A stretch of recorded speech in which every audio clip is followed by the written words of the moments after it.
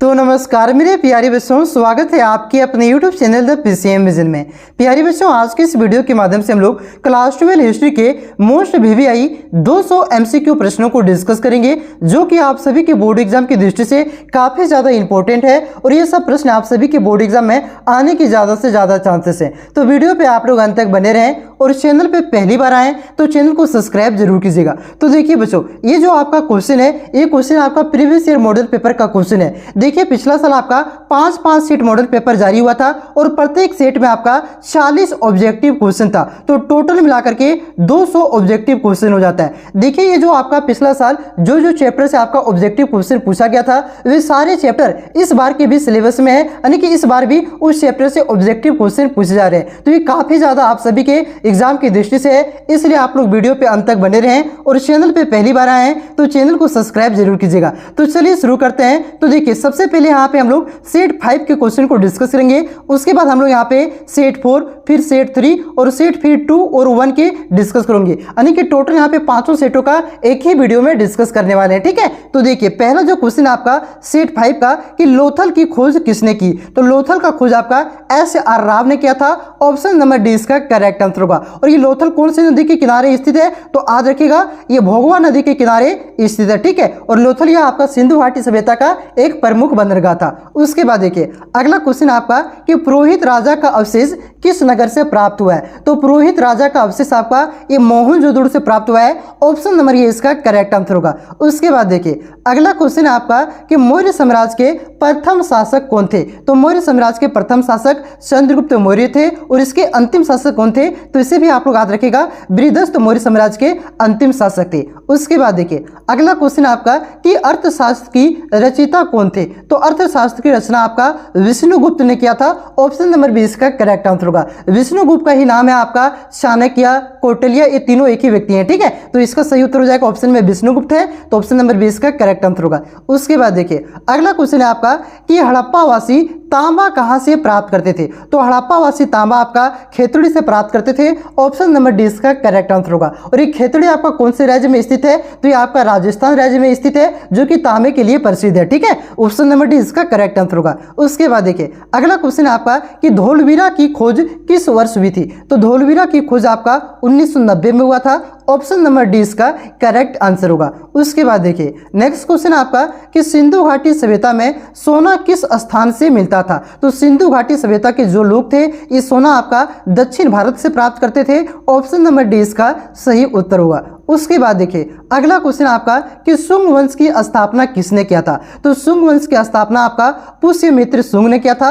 Option number सी इसका correct answer होगा। उसके बाद नेक्स्ट क्वेश्चन आपका कि भारत के प्राचीनतम मुद्रा को किस नाम से जाना जाता है, तो भारत के प्राचीनतम मुद्रा को आपका आहत सिक्के और पंचमार्क दोनों के नाम से जाना जाता है। तो इस क्वेश्चन का सही उत्तर हो जाएगा आपका ऑप्शन नंबर सी दोनों। उसके बाद देखिए, अगला क्वेश्चन आपका कि बुद्ध चरित्र की लेखक निम्न में से कौन है, तो बुद्ध चरित्र की रचना आपका अशोक घोष ने किया है। ऑप्शन नंबर सी इस क्वेश्चन का सही उत्तर होगा। उसके बाद देखिए, अगला क्वेश्चन आपका कि निम्नलिखित में से कौन गुप्त वंश का शासक था, तो देखिए, चंद्रगुप्त द्वितीय, जिसे आपका ये विक्रमादित्य भी कहा जाता है, ये आपका गुप्त वंश का शासक है। तो इस क्वेश्चन का सही उत्तर हो जाएगा आपका ऑप्शन नंबर सी चंद्रगुप्त द्वितीय। बाकी बात बिंदुसार और अशोक, ये सब आपका मौर्य वंश का शासक है। अजातशत्रु आपका हर्यक वंश का शासक है। उसके बाद देखिए, अगला क्वेश्चन है कि अशोक का राज्याभिषेक कब हुआ था, तो अशोक का राज्याभिषेक आपका 269 ईसा पूर्व में हुआ था। ऑप्शन नंबर डी इसका करेक्ट आंसर होगा। नेक्स्ट क्वेश्चन है उसके बाद कि सांची का स्तूप किस राज्य में स्थित है, तो ये आपका मध्य प्रदेश में स्थित है और ये मध्य प्रदेश के कौन से जिला में, तो आपका रायसेन जिला में।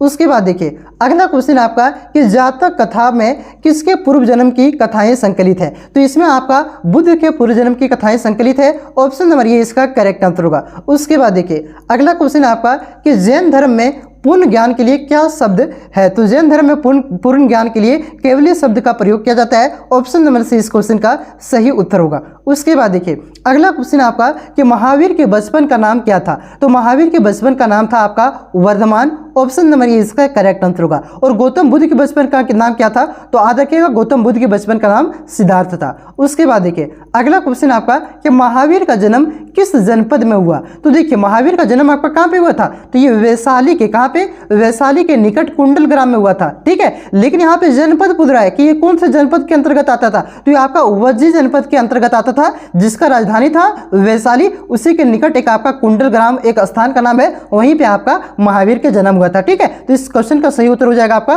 उज्जैन महाजनपद में। उसके बाद देखिए अगला क्वेश्चन आपका कि बौद्ध समुदाय में प्रथम विभाजन किस संगति में हुआ था? तो बौद्ध समुदाय में प्रथम विभाजन आपका ये चतुर्थ बौद्ध संगति में हुआ था। ऑप्शन नंबर डी इसका करेक्ट आंसर होगा। और ये दो भागों में बट गया था आपका, हीनयान और महायान, ठीक है। और ये जो चतुर्थ बौद्ध संगति हुई थी ये कहाँ पे हुआ था? तो ये आपका कुंडल वन कस्बी में हुआ था। कहाँ पे?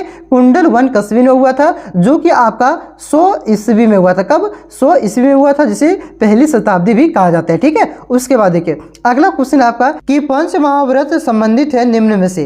तो पंच महाव्रत आपका जैन धर्म से संबंधित है। ऑप्शन नंबर ए इसका करेक्ट आंसर होगा। उसके बाद देखिए अगला क्वेश्चन आपका कि चतुर्थ बौद्ध संगति कब हुआ था? तो अभी कुछ देर पहले मैंने आप सभी को बताया कि चतुर्थ बौद्ध संगति आपका पहली शताब्दी में हुआ था, यानी कि आपका 100 ईस्वी में हुआ था। तो ऑप्शन नंबर ए इसका करेक्ट आंसर होगा। उसके बाद देखिए अगला क्वेश्चन है आपका कि सूफी परंपरा में खनका से क्या अर्थ है? तो इसका अर्थ होता है आश्रम। ऑप्शन नंबर डी इसका करेक्ट आंसर होगा, आश्रम। उसके बाद देखिए अगला क्वेश्चन आपका कि चैतन्य महाप्रभु किसके उपासक थे? तो चैतन्य महाप्रभु आपका कृष्ण के उपासक थे। ऑप्शन नंबर ए इसका सही उत्तर होगा। उसके बाद देखिए अगला क्वेश्चन आपका कि नटराज के रूप में शिव की प्रतिमा का निर्माण किस राजवंश के द्वारा किया गया था? तो ये आपका चोल राजवंश के द्वारा किया गया था। ऑप्शन नंबर ए इसका करेक्ट आंसर होगा। उसके बाद देखिए अगला क्वेश्चन आपका कि वज्रयान किस धर्म से संबंधित है? तो ये आपका बौद्ध धर्म से संबंधित है। ऑप्शन नंबर बी इसका सही उत्तर होगा। उसके बाद देखिए अगला और बहुत ही आसान क्वेश्चन है कि जगन्नाथ मंदिर कहाँ पर स्थित है? तो जगन्नाथ मंदिर आपका पुरी में स्थित है। ऑप्शन नंबर ए इसका करेक्ट आंसर होगा। और ये पुरी कौन से राज्य में स्थित है? तो ये आपका उड़ीसा में, ठीक है। देखिए हो सकता है बहुत सारे क्वेश्चन आप लोग जानते होंगे, तो जानते हैं तो कोई बात नहीं, यहाँ पे आपका रिवीजन होगा, और नहीं जानते तो आपको यहाँ पे सीखने को मिल जाएगा, ठीक है। उसके बाद देखिए अगला क्वेश्चन आपका कि मगहर में किसका मृत्यु स्थान माना जाता है? तो ये आपका कबीर का मृत्यु स्थान माना जाता है। ऑप्शन नंबर ए इसका करेक्ट आंसर होगा। उसके बाद देखिए अगला क्वेश्चन है कि किस काल के प्रशासन में आयनगर व्यवस्था प्रचलित थी? तो ये आपका विजयनगर के काल में आपका आयनगर व्यवस्था प्रचलित थी। ऑप्शन नंबर 20 का करेक्ट आंसर होगा। देखिए आपका प्रीवियस ईयर क्वेश्चन मैंने सॉल्व करवा दिया है। अभी तक जेईई बोर्ड में आपका जितने भी ऑब्जेक्टिव क्वेश्चन पूछे हैं टोटल मिलाकर के 150 ऑब्जेक्टिव क्वेश्चन के आसपास जा रहे हैं। तो इसका आपका एक ही वीडियो में मैंने कवर करवा दिया है। अगर आप लोगों ने नहीं देखा है तो प्ले लिस्ट का लिंक मैंने डिस्क्रिप्शन में दे दिया है, आप लोग उसे वहां से जाकर के देख सकते हैं, ठीक है। उसे आप लोग जरूर देखिएगा।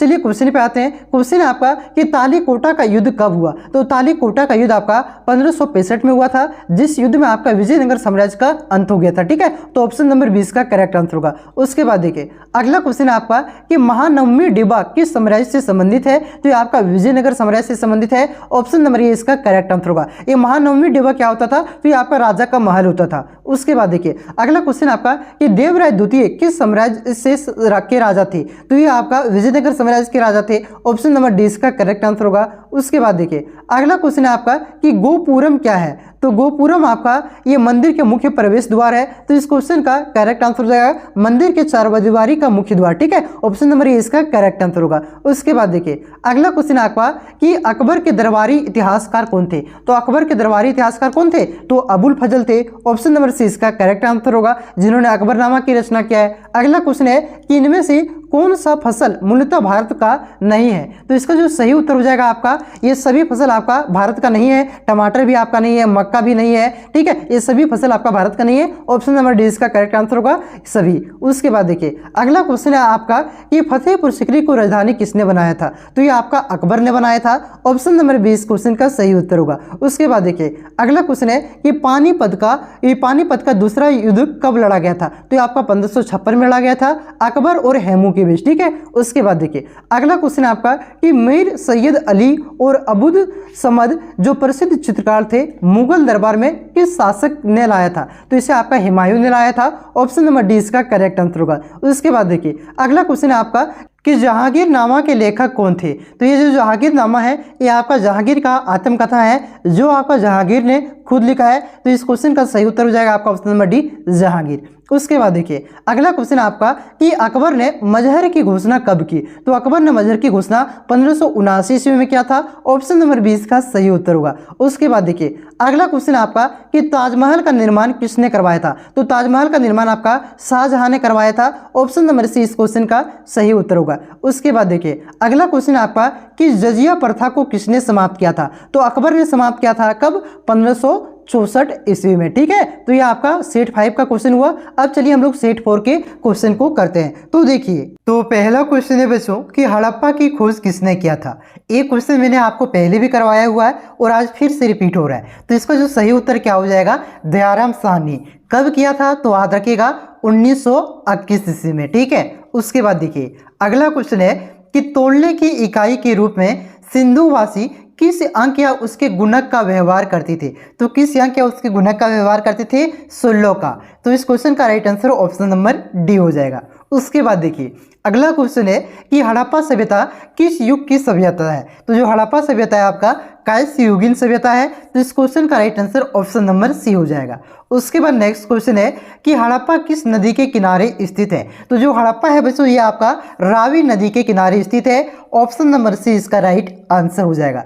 अगर पूछे मोहनजोदड़ो कौन सी नदी के किनारे स्थित है, तो ध्यान रखिएगा मोहनजोदड़ो आपका सिंधु नदी के किनारे स्थित है। उसके बाद देखिए अगला क्वेश्चन है कि सिंधु घाटी सभ्यता में विशाल स्नानागार के अवशेष कहाँ मिले?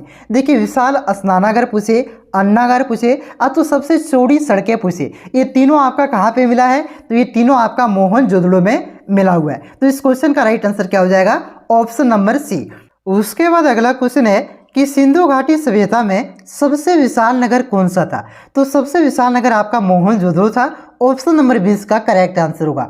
देखिए इसमें दो तरह के क्वेश्चन पूछे जाते हैं, पहला के सबसे विशाल नगर और दूसरा आपका सबसे विशाल स्थान। अगर सबसे विशाल स्थान पूछे तब आपका धौलवीरा हो जाएगा, अगर सबसे विशाल नगर पूछे तब आपका मोहनजोदड़ो हो जाएगा। इन दोनों को आप लोग ध्यान रखिएगा, ये दोनों क्वेश्चन बार बार बोर्ड एग्जाम में पूछे जाते हैं। उसके बाद देखिए अगला क्वेश्चन है कि कोलकाता में स्थित एशियाटिक सोसाइटी की स्थापना किस वर्ष हुई थी? तो किस वर्ष हुआ था? 1784 में आपका एशियाटिक सोसाइटी की स्थापना हुआ था, तो ऑप्शन नंबर सी इसका सही उत्तर हो जाएगा। उसके बाद देखिए अगला क्वेश्चन है कि सिंधु सभ्यता की उत्तरी सीमा क्या थी? तो उत्तरी सीमा जो आपका था बच्चों ये था आपका मांडा, ऑप्शन नंबर सी इसका करेक्ट आंसर होगा। अगर पूछे दक्षिणी सीमा क्या थी तो याद रखिएगा दक्षिणी सीमा आपका दयमाबाद था। अगर पूछे कि पूर्वी सीमा क्या थी तो पूर्वी सीमा आपका आलमगीरपुर था। अगर पूछे कि पश्चिमी सीमा क्या थी तो जो पश्चिमी सीमा है आपका ये सुत का गेंडोर था। इन सभी दिशाओं को आप लोग ध्यान रखिएगा, ठीक है। दक्षिणी सीमा आपका दयमाबाद, पूर्वी सीमा आपका आलमगीरपुर और पश्चिमी सीमा आपका सुत का गेंडोर, और यहाँ पे आपका उत्तरी पूछा है तो उत्तरी आपका मांडा था, ठीक है। उसके बाद देखिए अगला क्वेश्चन है कि सिंधु घाटी क्षेत्र के लोग भोजन को मीठा बनाने के लिए किसका प्रयोग करते थे? तो किसका प्रयोग करते थे? शहद का प्रयोग करते थे भोजन को मीठा बनाने के लिए, तो ऑप्शन नंबर सी इसका राइट आंसर हो जाएगा। उसके बाद देखिए अगला क्वेश्चन है कि हड़प्पाई लोग नीला लाजवर्द मणि कहाँ से प्राप्त करते थे? तो नीला लाजवर्द मणि आपका सुर्तगही से प्राप्त करते थे। कहाँ से? सुर्तगही से प्राप्त करते थे, ऑप्शन नंबर ये इसका राइट आंसर हो जाएगा। उसके बाद देखिए अगला क्वेश्चन है कि हड़प्पा सभ्यता के लोग सोना कच्चा माल के रूप में कहाँ से प्राप्त करते थे? तो सोना जो कच्चा माल के रूप में प्राप्त करते थे वो आपका दक्षिण भारत से प्राप्त करते थे, ऑप्शन नंबर 20 का सही उत्तर हो जाएगा। अगर पूछे कि तांबा कहाँ से प्राप्त करते थे तो तांबा आपका राजस्थान के खेतड़ी से प्राप्त करते थे। कहाँ से? राजस्थान के खेतड़ी से प्राप्त करते थे, इसे भी आप लोग ध्यान रखिएगा। अगर पूछे कि टीना कहाँ से प्राप्त करते थे तो टीना आपका अफगानिस्तान से प्राप्त करते थे, ठीक है। ये तीन धातु के बारे में आप लोग याद रखिएगा। कच्चा सोना आपका ये दक्षिण भारत से, तांबा आपका राजस्थान से और टीना आपका अफगानिस्तान से, ठीक है। उसके बाद देखिए नेक्स्ट क्वेश्चन है कि 1838 ईस्वी में ब्राह्मी लिपि को पढ़ने में सर्वप्रथम सफलता किसे प्राप्त हुई? तो ये किसने सबसे पहले ब्राह्मी लिपि को पढ़ा था? तो जेम्स प्रिंसेप ने पढ़ा था। किसने? जेम्स प्रिंसेप ने 1838 में ब्राह्मी लिपि को सबसे पहले पढ़ा था, ठीक है। तो ऑप्शन नंबर ये इसका सही उत्तर हो जाएगा।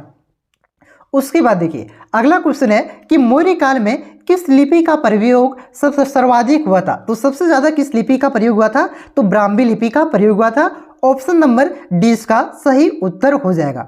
उसके बाद देखिए अगला क्वेश्चन है कि अशोक की कलिंग विजय का उल्लेख किस शिलालेख में मिलता है। तो ये 13वें शिलालेख में अशोक की कलिंग विजय का उल्लेख मिलता है। ठीक है, तो ऑप्शन नंबर सी इसका राइट आंसर हो जाएगा। और ये कलिंग युद्ध आपका कब हुआ था, तो ये कलिंग युद्ध आपका 261 ईसा पूर्व में हुआ था। इसे भी याद रखिएगा, पहले मैंने आपको करवाया है, कोई बात नहीं, अभी याद कर दीजिए, रिविजन करवा दे रहा हूँ। उसके बाद देखिए अगला क्वेश्चन है कि हाथी गुफा अभिलेख किससे संबंधित है। तो ये आपका खारवेल से संबंधित है। ऑप्शन नंबर डी इसका सही उत्तर हो जाएगा। नेक्स्ट क्वेश्चन है कि राजगीर कितने पहाड़ियों से घिरा हुआ था। तो राजगीर आपका 5 पहाड़ियों से घिरा हुआ है। ऑप्शन नंबर बी इसका सही उत्तर हो जाएगा। उसके बाद देखिए अगला क्वेश्चन है कि पाटलिपुत्र की स्थापना किसने की। तो जो पाटलिपुत्र यानी कि जो आज का पटना है, इसका स्थापना किसने किया था, तो उदयन ने किया था। किसने, यहाँ पे उदयन लिखा हुआ है, इसको उदयन, उदयन और उदयभद्र ये तीनों कहा जाता है। तो याद रखिएगा इस क्वेश्चन का right answer option number D हो जाएगा। उदयन ने पाटलिपुत्र की स्थापना किया था। उसके बाद देखिए अगला क्वेश्चन है आपका कि इंडिका की रचयिता कौन थे। तो इंडिका की रचयिता कौन थे, ये था आपका मेगास्थनीज। ठीक है, ये मेगास्थनीज आपका जो चंद्रगुप्त मौर्य के दरबार में राजदूत बनकर के आया था। ठीक है, तो ऑप्शन नंबर डी इसका करेक्ट आंसर हो जाएगा। इंडिका पुस्तक के रचयिता कौन थे, तो मेगास्थनीज थे। तो थोड़ा सा कॉल आ गया था इस वजह से। चलिए अगले क्वेश्चन पे आते हैं। अगला क्वेश्चन है कि सारानाथ स्तंभ किसने बनवाया। तो ये जो सारानाथ का स्तंभ है बच्चों, ये आपका अशोक ने बनवाया था, यानी कि अशोक मौर्य ने। तो ऑप्शन नंबर ये इसका सही उत्तर हो जाएगा। उसके बाद देखिए अगला क्वेश्चन है कि 187 ईसा पूर्व में अंतिम मौर्य सम्राट बृहदस्थ का वध किसने किया था। तो जो आपका अंतिम मौर्य सम्राट है ये कौन है, बृहदस्थ है। इसका वध किसने किया था, तो पुष्यमित्र शुंग ने इसका वध किया था और अपने एक नए वंश शुंग वंश की स्थापना किया था। ठीक है, तो इस क्वेश्चन का right answer option number B हो जाएगा। उसके बाद देखिए अगला क्वेश्चन है कि महात्मा बुद्ध का जन्म किस स्थान पे हुआ था। तो महात्मा बुद्ध का जो जन्म है आपका ये नेपाल के लुम्बिनी में हुआ था। कहाँ पे, नेपाल के लुम्बिनी में महात्मा बुद्ध का जन्म हुआ था। तो ऑप्शन नंबर ये इसका करेक्ट आंसर होगा। देखिए पूछिए अगर कि महात्मा बुद्ध को ज्ञान की प्राप्ति कहाँ हुआ था, तो महात्मा बुद्ध को ज्ञान की प्राप्ति बोध गया में होता है। कहाँ पे, बिहार के गया में। अगर पूछे कि पहला उपदेश उन्होंने कहाँ पे दिया, तो आज रखिएगा पहला उपदेश उन्होंने सारानाथ में दिया था। कहाँ पे, सारानाथ में। और पूछे सबसे ज्यादा उपदेश यानी कि सर्वाधिक उपदेश कहाँ पे दिया था, तो याद रखिएगा श्रावस्ती में। और महात्मा बुद्ध की मृत्यु कहाँ पे हुआ था, तो ये आपका कुशीनगर में उसकी मृत्यु हुआ था। ठीक है, ये सारा क्वेश्चन आपका बोर्ड एग्जाम में पूछा जाता है, तो इसे आप लोग ध्यान रखिएगा। तो इस क्वेश्चन में क्या पूछा था, जन्म पूछा था। तो जन्म आपका लुम्बिनी में हुआ था। उसके बाद देखिए नेक्स्ट क्वेश्चन है कि औरंगजेब की मृत्यु कब हुई। तो जो औरंगजेब का मृत्यु हुआ था ये आपका 1707 ईस्वी में हुआ था।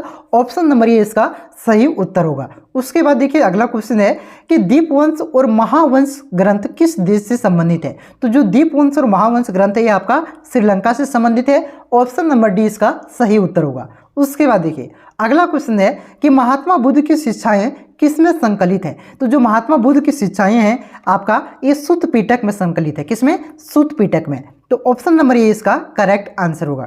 उसके बाद देखिए अगला क्वेश्चन है कि अकबर की मृत्यु कब हुई थी। तो जो अकबर का मृत्यु है ये आपका 1605 ईस्वी में हुआ था। ऑप्शन नंबर डी इसका करेक्ट आंसर होगा।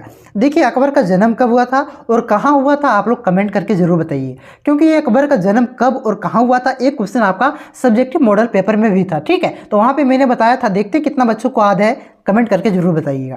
उसके बाद देखिए अगला क्वेश्चन है कि महात्मा बुद्ध ने किस स्थान पर सबसे अधिक उपदेश दिए थे। तो अभी कुछ देर पहले मैंने आपको बताया कि सबसे अधिक उपदेश कहाँ पे दिया था, श्रावस्ती में। और सबसे पहला उपदेश कहाँ पे दिया था, तो पहला उपदेश आपका सारानाथ में दिया था। ठीक है, तो सबसे अधिक उपदेश श्रावस्ती में दिया था। ऑप्शन नंबर सी इसका सही उत्तर होगा। उसके बाद देखिए अगला क्वेश्चन है कि अवध सूबा वर्तमान के किस राज्य में स्थित है। तो जो आपका अवध सूबा है ये आपका वर्तमान के उत्तर प्रदेश में स्थित है। ऑप्शन नंबर 20 का सही उत्तर होगा। उसके बाद देखिए अगला क्वेश्चन है कि अकबर के द्वारा जारी किया गया चांदी के सिक्के को क्या कहा जाता है। तो अकबर के द्वारा जो जारी किया गया चांदी का सिक्का है उसे रुपया कहा जाता है। और तांबे के सिक्के को क्या कहा जाता है, तो आज रखिएगा तांबे के सिक्के को दाम कहा जाता है। और जो आपका सोने के सिक्के हैं उसे दिनार कहा जाता है। ठीक है, तांबा का पूछे तब दाम, अगर चांदी का पूछे तो रुपया, और सोना का पूछे तब क्या, दिनार। तो यहाँ पे क्या पूछा है, यहाँ पे आपका चांदी पूछा है तो क्या हो जाएगा आपका, ये रुपया हो जाएगा। ठीक है, तो ऑप्शन नंबर सी इसका सही उत्तर हो जाएगा। उसके बाद देखिए अगला क्वेश्चन है कि आईने ए अकबरी के किस भाग में मनसबदारी का प्रयोग किया गया है। तो जो आपका सिपाही आबादी है इस भाग में आपका मनसबदारी का प्रयोग किया गया है, ऑप्शन नंबर 20 का सही उत्तर होगा।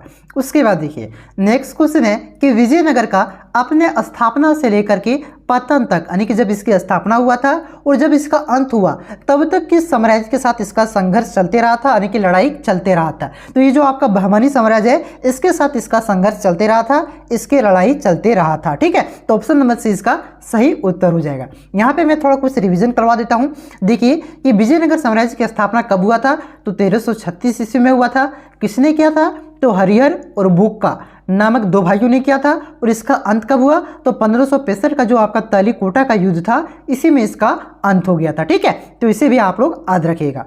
उसके बाद देखिए आगे बढ़े तो अगला क्वेश्चन है कि विजयनगर के किस शासक ने मुस्लिमों को अपने सेना में शामिल किया था। तो किसने, देवराय द्वितीय ने अपने सेना में मुस्लिमों को शामिल किया था। ठीक है, उसके बाद देखिए अगला क्वेश्चन है कि विजय का शहर किस साम्राज्य को कहा गया। तो जो आपका विजयनगर साम्राज्य है इसे विजय का शहर कहा गया, तो ऑप्शन नंबर 20 का सही उत्तर होगा। उसके बाद नेक्स्ट क्वेश्चन है कि विजयनगर की मातृ देवी किसे कहा गया। तो जो आपका पंपा देवी है इसे विजयनगर की मातृ देवी कहा गया है, ऑप्शन नंबर ये इसका सही उत्तर हो जाएगा।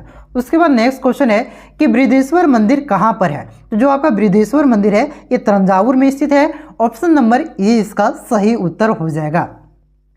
आगे बढ़े तो अगला क्वेश्चन है कि अकबर का शासनकाल क्या था। तो जो अकबर का शासनकाल था बच्चों ये पानीपत के द्वितीय युद्ध यानी कि 1556 से लेकर के आपका जब इसके मृत्यु हो जाती है 1605 में तब तक इसका शासन चला था। ठीक है, तो 1556 से लेकर के 1605 तक अकबर का शासनकाल था। उसके बाद देखिए अगला क्वेश्चन है कि तीर्थ यात्रा कर को किस मुगल शासक ने समाप्त किया था। तो किसने समाप्त किया था, तो ये अकबर ने समाप्त किया था तीर्थ यात्रा कर, यानी कि आप तीर्थ कीजिएगा ना, चारों धाम जो जाते हैं अगर आप तीर्थ कीजिएगा तो आप पर टैक्स लगाया जाता था। तो इसको किसने समाप्त किया था, तो अकबर ने। और जजिया कर को भी कब अकबर ने समाप्त किया, तो याद रखिएगा जजिया कर को भी अकबर ने 1564 में समाप्त किया था। ठीक है, पूछेगा जजिया कर को किसने समाप्त किया था, तो ये आपका अकबर ने समाप्त किया था। कब, 1564 में। और तीर्थ यात्रा कर को भी अकबर ने ही समाप्त किया था। उसके बाद देखिए नेक्स्ट क्वेश्चन है कि बुलंद दरवाजा का निर्माण किस मुगल शासक ने किया था। तो बुलंद दरवाजा का निर्माण भी अकबर ने करवाया था। और ये कब करवाया था, जब गुजरात से वो जीत करके आया था तब बुलंद दरवाजा का निर्माण करवाया था। ठीक है, क्वेश्चन पूछता है कि कहाँ के विजय के उपलक्ष्य में बुलंद दरवाजा का निर्माण करवाया गया था। तो गुजरात विजय के उपलक्ष्य में बुलंद दरवाजा का निर्माण अकबर ने करवाया था। उसके बाद देखिए अगला क्वेश्चन है कि चांदनी चौक यानी कि दिल्ली का डिजाइन किस मुगल महिला ने तैयार किया था। तो जो आपका जहां आ रहा था ना, ये जहां आ रहा ने आपका चांदनी चौक का डिजाइन तैयार किया था। उसके बाद देखिए विश्व का प्रथम लोकतांत्रिक व्यवस्था किस महाजनपद में मिलती है। तो जो आपका लिच्छवी महाजनपद है इसमें आपका क्या मिलता है, विश्व की प्रथम लोकतांत्रिक व्यवस्था आपका मिलता है। उसके बाद नेक्स्ट क्वेश्चन है कि बुद्ध की मानवाकार मूर्ति पहली बार किस कला में बनाई गई। तो जो आपका मथुरा कला है इस कला में आपका बुद्ध की पहली मानवाकार मूर्ति बनाई गई थी। ठीक है, तो ऑप्शन नंबर ये इसका करेक्ट आंसर हो जाएगा। तो देखिए पहला क्वेश्चन है आपका कि मोहनजोदड़ो की खोज किसने की थी। तो मोहनजोदड़ो की खोज आपका राखल दास बनर्जी ने किया था, ऑप्शन नंबर 20 का करेक्ट आंसर होगा। इसे शॉर्ट में आपका आर.डी. बनर्जी भी कहा जाता है। और कब खोज किया था, तो इसे याद रखिएगा 1922 ईस्वी में। ठीक है, उसके बाद देखिए अगले क्वेश्चन पे आते हैं कि डाइकवाड़ यानी कि गोदीवाड़ा का अवशेष किस नगर से प्राप्त हुआ है। तो गोदीवाड़ा का अवशेष आपका लोथल से प्राप्त हुआ था, ऑप्शन नंबर 20 का करेक्ट आंसर होगा। और ये लोथल आपका गुजरात में भोगवा नदी के किनारे स्थित है, इसे भी आप लोग ध्यान रखिएगा। चलिए आते हैं अगले क्वेश्चन की ओर। अगला क्वेश्चन है आपका कि मौर्य वंश की अंतिम शासक कौन थे। तो मौर्य वंश का अंतिम शासक आपका बृहदस्थ था, ऑप्शन नंबर 20 का करेक्ट आंसर होगा। और पहला शासक आपका चंद्रगुप्त मौर्य था जिन्होंने मौर्य वंश की स्थापना किया था, इसे ध्यान रखिएगा। उसके बाद देखिए अगला क्वेश्चन है आपका कि अर्थशास्त्र की रचयिता कौन थे। तो अर्थशास्त्र की रचना आपका कौटिल्य ने किया था, ऑप्शन नंबर 20 का करेक्ट आंसर होगा। देखिए कौटिल्य का आपका 3 नाम है, एक कौटिल्य, दूसरा आपका विष्णुगुप्त और तीसरा आपका चाणक्य। तो कोई भी ऑप्शन फिर मेरे आप लोग ध्यान में रखिएगा, हो सकता है ऑप्शन में ना दे आपका कौटिल्य विष्णुगुप्त दे दे अथवा चाणक्य दे दे, तो वहां पे आपको कंफ्यूज नहीं होना है। ठीक है, उसके बाद देखिए अगला क्वेश्चन है आपका कि मृतकों का टीला किसे कहा गया है। तो मृतकों का टीला होता है आपका मोहनजोदड़ो का अर्थ, जो आपका सिंधी भाषा का एक शब्द है। तो इस क्वेश्चन का राइट आंसर आपका ऑप्शन नंबर 20 का करेक्ट आंसर होगा। देखिए लोथल का भी अर्थ होता है आपका मृतकों का टीला, लेकिन दोनों में अंतर क्या है, जो आपका लोथल है ये आपका गुजराती भाषा का एक शब्द है और मोहनजोदड़ो आपका सिंधी भाषा का शब्द है। ठीक है, पूछे मृतकों का टीला किसे कहा गया है, अगर ऑप्शन में आपका लोथल भी रहे तो फर्स्ट प्रायोरिटी आपको मोहनजोदड़ो को देना है, लेकिन अक्सर एग्जाम में दोनों आपका ऑप्शन में नहीं रहता है। ठीक है, अगर दोनों रहे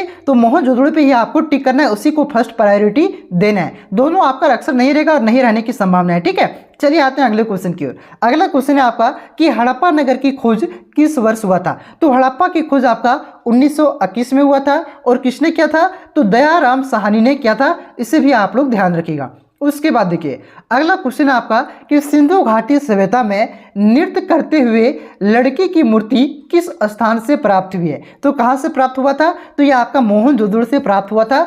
ऑप्शन नंबर डी इसका करेक्ट आंसर होगा। उसके बाद देखिए अगला क्वेश्चन है आपका कि मौर्य साम्राज्य की स्थापना किसने की।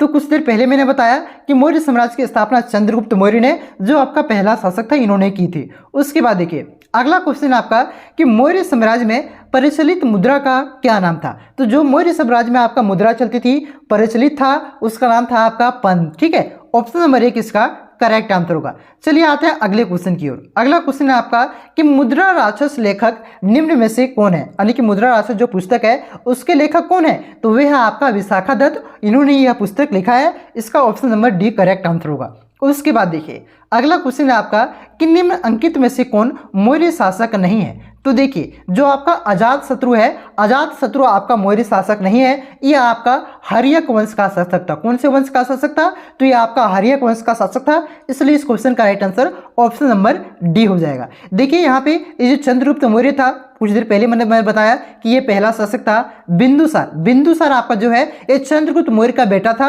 और ये मौर्य वंश का दूसरा शासक था। और अशोक आपका बिंदुसार का बेटा था और ये मौर्य वंश का आपका तीसरा शासक था। ये भी क्वेश्चन पूछता है कि मौर्य वंश का तीसरा शासक कौन था, तो याद रखिएगा मौर्य वंश का तीसरा शासक आपका अशोक था और बृहदस्थ आपका अंतिम शासक था। ये चार के बारे में पूछा जाता है। अजातशत्रु आपका हर्यक वंश का शासक था, ये आपका मौर्य वंश का नहीं था। ठीक है, उसके बाद देखिए अगला क्वेश्चन है आपका कि चंद्रगुप्त मौर्य ने सेल्यूकस को कब पराजित किया था। तो चंद्रगुप्त मौर्य ने आपका सेल्यूकस जो आपका सिकंदर का सेनापति था, ये भारत पे हमला करने के लिए आया था। इसे चंद्रगुप्त मौर्य ने 305 बीसी यानी कि 305 ईसा पूर्व में हराया था और इसकी बेटी से ब्याह कर लिया था। ठीक है, और वहाँ पे जो आपका कंधार है, काबुल है, हेरात है, ये सब यहाँ पे इसको दहेज में दिया था। इसकी बेटी से शादी हुआ, बदले में जो चंद्रगुप्त मौर्य है इन्होंने आपका सेल्यूकस को 500 हाथी भी दिया था। ठीक है, बाद में इसके बीच वैवाहिक संबंध स्थापित हो गया था। ठीक है, इसे आप लोग ध्यान रखिएगा।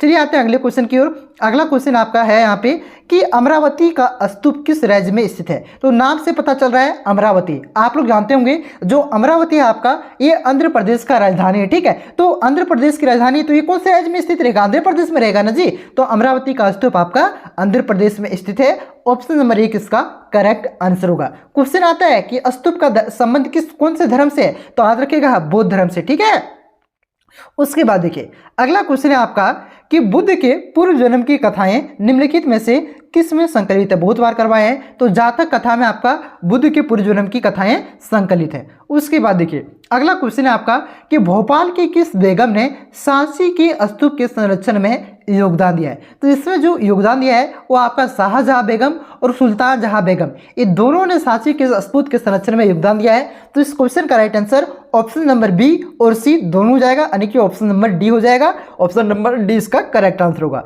उसके बाद देखिए अगला क्वेश्चन है कि बुद्ध के बचपन का नाम क्या था। तो बुद्ध के बचपन का नाम सिद्धार्थ था। ऑप्शन नंबर डी इसका करेक्ट आंसर होगा। अगर पूछे महावीर के बचपन का नाम क्या था, तो महावीर के बचपन का नाम महावीर था, ये वर्धमान था, इसे भी आप लोग ध्यान रखिएगा। ठीक है, उसके बाद देखिए अगला क्वेश्चन है कि महावीर का जन्म कहाँ हुआ था। तो महावीर का जन्म आपका वैशाली के निकट कुंडल ग्राम में हुआ था। तो यहाँ पे ऑप्शन में कुंडल ग्राम नहीं है, वैशाली है, तो वैशाली इसका सही उत्तर हो जाएगा। और मृत्यु कहाँ पे हुआ था, तो पावापुरी में हुआ था। ठीक है, उसके बाद देखिए अगला क्वेश्चन है आपका कि जैन समुदाय में प्रथम विभाजन में के श्वेतांबर संप्रदाय की जो संस्थापक कौन थे। तो देखिए आपका जैन समुदाय आपका दो भागों में बट गया था, एक था आपका श्वेतांबर और एक था आपका दिगंबर। तो श्वेतांबर संप्रदाय का संस्थापक कौन था? तो ये था आपका अस्तुलभद्र। ऑप्शन नंबर 20 का करेक्ट आंसर होगा। अगर पूछे कि दिगंबर संप्रदाय का संस्थापक कौन था, तो ये इसका संस्थापक थे आपका भद्रबाहु। इसे भी ध्यान रखिएगा, ठीक है। यहाँ पे ट्रिक से आप लोग याद रख सकते हैं। देखिए श्वेतांबर स से आपका रहा है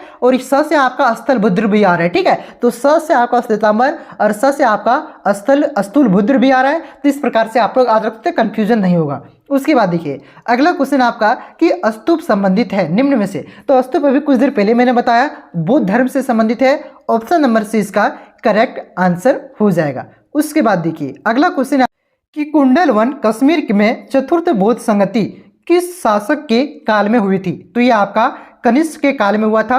ऑप्शन नंबर 20 का करेक्ट आंसर होगा। और चतुर्थ बौद्ध संगति कब हुआ था? तो ये पहली शताब्दी में हुआ था। इसे भी आप लोग ध्यान रखिएगा। इसकी अध्यक्षता किसने किया था? तो वसुमित्र ने इसकी अध्यक्षता किया था। इसे भी ध्यान रखिएगा। चलिए आते हैं अगले क्वेश्चन की ओर। अगला क्वेश्चन है आपका कि सूफी परंपरा में पीर का क्या अर्थ है? तो सूफी परंपरा में पीर का अर्थ होता है गुरु। ऑप्शन नंबर 1 इसका करेक्ट आंसर होगा। अगर पूछे शिष्य को क्या कहा जाता है सूफी परंपरा में, तो मुरीद। अगर पूछे कि मुरीद का अर्थ क्या होता है सूफी परंपरा में, तो याद रखिएगा मुरीद का अर्थ होता है आपका शिष्य, ठीक है। और पीर का अर्थ होता है गुरु। उसके बाद देखिए अगला क्वेश्चन है आपका कि भक्ति सूफी परंपरा के संतों का योगदान था। तो ये धार्मिक सद्भाव में भी, सद्भाव में भी था, हिंदू और मुसलमान के एकता में भी था, सामाजिक सद्भाव में भी था, ठीक है। तो जो भक्ति एवं सूफी आंदोलन के संत थे उसका योगदान इन तीनों में था। तो ऑप्शन नंबर 4 इसका करेक्ट आंसर होगा, इनमें से सभी। उसके बाद देखिए अगला क्वेश्चन आपका कि भक्ति आंदोलन भारत के किस क्षेत्र में प्रारंभ हुआ था? तो जो भक्ति आंदोलन है ये आपका दक्षिण भारत से प्रारंभ हुआ था।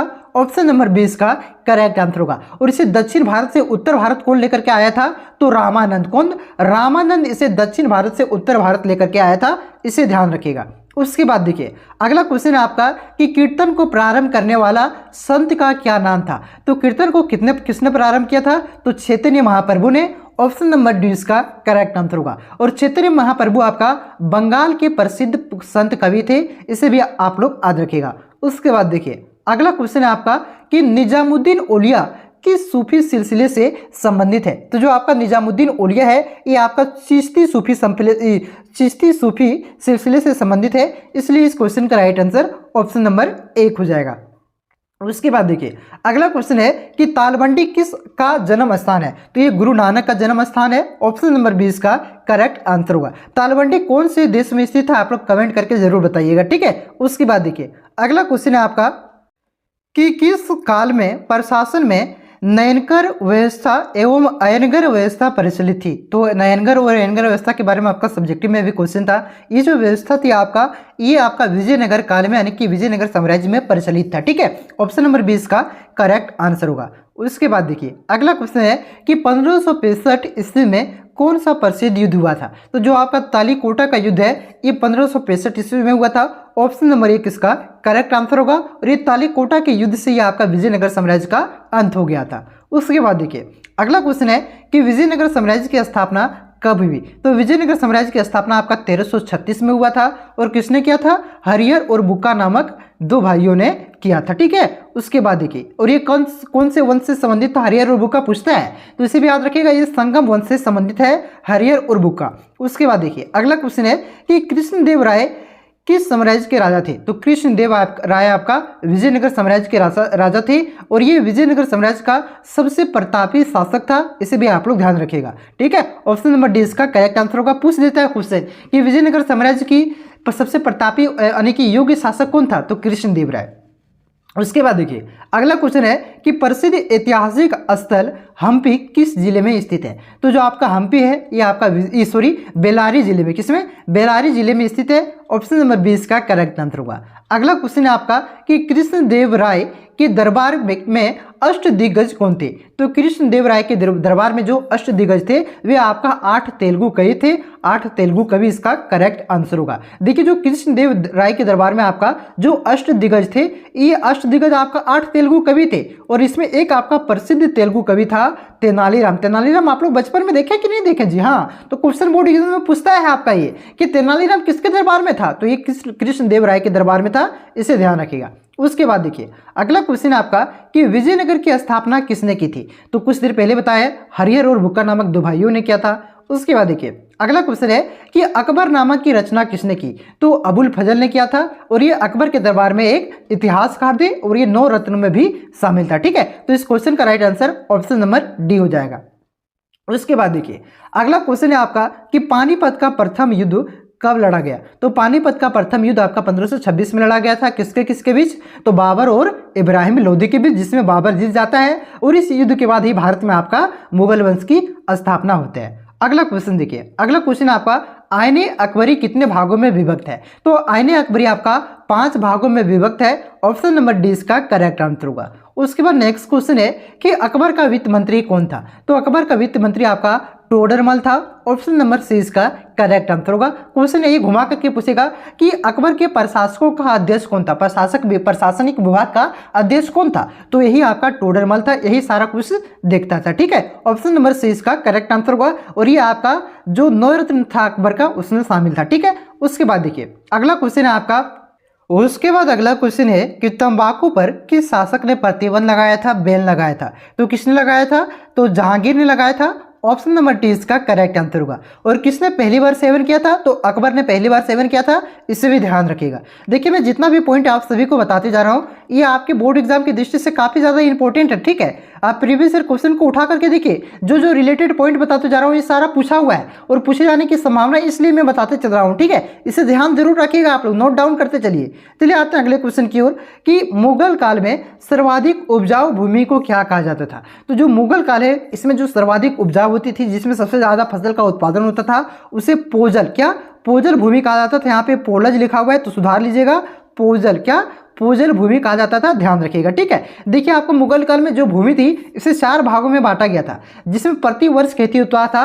जो सर्वाधिक उपजाऊ था उसे पोजल भूमि कहा जाता था, जिसमें प्रत्येक एक साल के अंतराल में यानी कि 1 साल छोड़ छोड़ करके खेती होता था, उसे आपका प्रति भूमि का कहा जाता था। क्या कहा जाता था? प्रति भूमि। और जिसमें 4 साल के अंतराल पर खेती होता था यानी कि 4 साल के बाद खेती होता था, उसे चाचर क्या चाचर भूमि कहा जाता था। ठीक है, और देखिए एक होता था आपका बंजर भूमि। बंजर भूमि किसको कहा जाता था? जिसमें कभी खेती ही नहीं होती थी, जिसमें कृषि योग्य भूमि नहीं था, उसे बंजर भूमि कहा जाता था। ठीक है, तो इसे आप लोग ध्यान जरूर रखिएगा। इससे क्वेश्चन बोर्ड एग्जाम में फिक्स एक क्वेश्चन बोर्ड एग्जाम में पूछे जाते हैं। ठीक है बच्चों, पोजल आपको प्रतिवर्ष खेती किया जाता था। प्रति भूमि में आपका क्या किया जाता था? 1 वर्ष के अंतराल में खेती किया जाता था।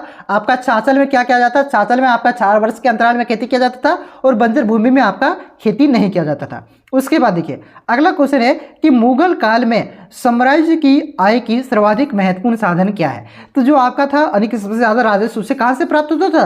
तो उसे खिराज से प्राप्त होता था, भू राजस्व से। ठीक है, ऑप्शन नंबर डी इसका करेक्ट आंसर होगा। बाकी बस जजिया और जकात ये क्या था? आपका एक धार्मिक टैक्स था और खम्स आपका एक प्रकार का टैक्स था। ठीक है, तो इस क्वेश्चन का right answer option number D हो जाएगा। खिराज इसी से सबसे ज्यादा आय की प्राप्ति होती थी, इसी से सर्वाधिक भू राजस्व ही आय की प्राप्ति होती थी। तो देखिए पहला क्वेश्चन है आपका कि सिंधु सभ्यता के लोगों का दर्पण किसका बना हुआ था? यानी कि जो सिंधु सभ्यता के लोग चेहरा देखने के लिए जिस दर्पण का उपयोग करते थे वो दर्पण किसका बना हुआ करता था? तो ये आपका तांबा का हुआ बना करता था। ऑप्शन नंबर 20 का करेक्ट आंसर होगा। उसके बाद देखिए अगला क्वेश्चन है आपका कि सिंधु घाटी सभ्यता में प्राप्त 3 मुख वाले एक पुरुष देवता को योगी की मुद्रा में सिंहासन पर बैठे हुए दिखाया गया है, जिसकी पहचान पशुपति शिव के रूप में किसने की है? यानी कि जो मूर्ति प्राप्त हुआ था इसकी पहचान पशुपति शिव के रूप में किसने किया है? तो ये आपका जॉन मार्शल ने किया था। ऑप्शन नंबर ये इसका करेक्ट आंसर होगा। देखिए यहाँ पे एक रिलेटेड पॉइंट आप लोग और ध्यान रखिएगा कि ये जो आपका कनिंघम है ना, कनिंघम को भारतीय पुरातत्व का पिता या तो जनक कहा जाता है, इसे भी आप लोग ध्यान रखिएगा।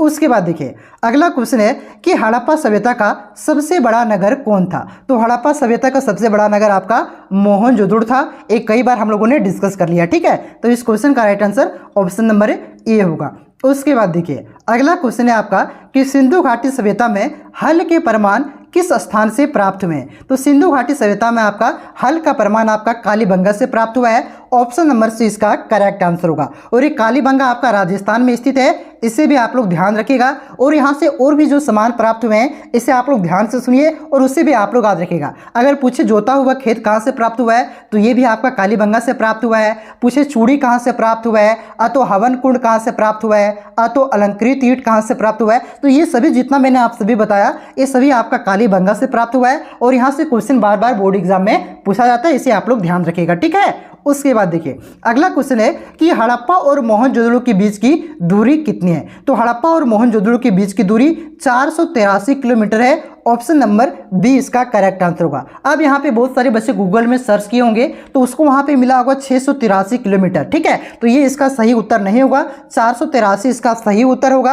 आप एसपीपीडी के बुक में देखिएगा तो वहाँ पे आपको 670 मिलेगा, ठीक है। हर जगह अलग अलग मिलेगा आपको, लेकिन अधिकतर बुक जैसे आपका हो गया वर्मा बुक हो गया, शर्मा बुक हो गया, तो भारती भवन का जो बुक आता है, ठीक है, अधिकतर बुक में मैंने देखा है 483 किलोमीटर ही इसका आंसर दिया हुआ है, ठीक है। एनसीईआरटी मैंने एक बार नहीं पढ़ा है, एक बार आप लोग पढ़ लीजिएगा, लेकिन शायद एनसीईआरटी में भी आपका 483 ही दिया हुआ है। तो इस क्वेश्चन का राइट आंसर 483 ही होना चाहिए, ठीक है।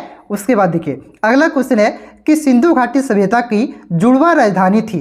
तो सिंधु घाटी सभ्यता की जुड़वा राजधानी कौन कौन सा था? तो ये आपका हड़प्पा और मोहनजोदड़ो था। ऑप्शन नंबर सी इसका करेक्ट आंसर होगा।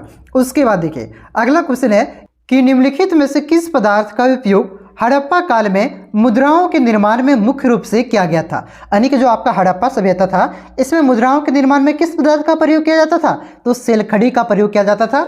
ऑप्शन नंबर ए इसका करेक्ट आंसर होगा। उसके बाद देखिए अगला क्वेश्चन है कि हड़प्पा सभ्यता का प्रशासन किस प्रकार का था? तो जो हड़प्पा सभ्यता का प्रशासन है ये आपका आज के नगर पालिका के जैसा था, इसलिए इस क्वेश्चन का राइट आंसर हो जाएगा नगर पालिका के जैसा, ऑप्शन नंबर सी। उसके बाद अगला क्वेश्चन है कि हड़प्पा सभ्यता के संपूर्ण क्षेत्र का आकार किस प्रकार का था? तो जो हड़प्पा सभ्यता के संपूर्ण क्षेत्र का आकार था ये त्रिभुज के आकार के जैसा था, इसलिए इस क्वेश्चन का राइट आंसर त्रिभुज के आकार हो जाएगा, ठीक है। मैं यहाँ पे बना देता हूँ, देखिए इस प्रकार से आपका था हड़प्पा सभ्यता के संपूर्ण क्षेत्र का आकार। और ये जो हड़प्पा सभ्यता है ये भारत के किस दिशा में विकसित हुआ था? तो आज रखेगा पश्चिमी उत्तर दिशा में यह भारत के विकसित हुआ था, ठीक है। उसके बाद देखिए अगला क्वेश्चन है हड़प्पा कालीन स्थलों में अभी तक किस धातु की प्राप्ति नहीं हुई है? देखिए इसी क्वेश्चन को घुमा करके पूछेगा कि जो हड़प्पा काल है इसके निवासियों को किस धातु का ज्ञान नहीं था? तो याद रखिएगा उसे लोहा का ज्ञान नहीं था, इसलिए अभी तक यहाँ पे हड़प्पा कालीन जो स्थल है यहाँ पे अभी तक लोहा की खोज नहीं हुआ है, लोहा धातु की प्राप्ति नहीं हुआ है, ठीक है। तो इस क्वेश्चन का right answer option number D हो जाएगा।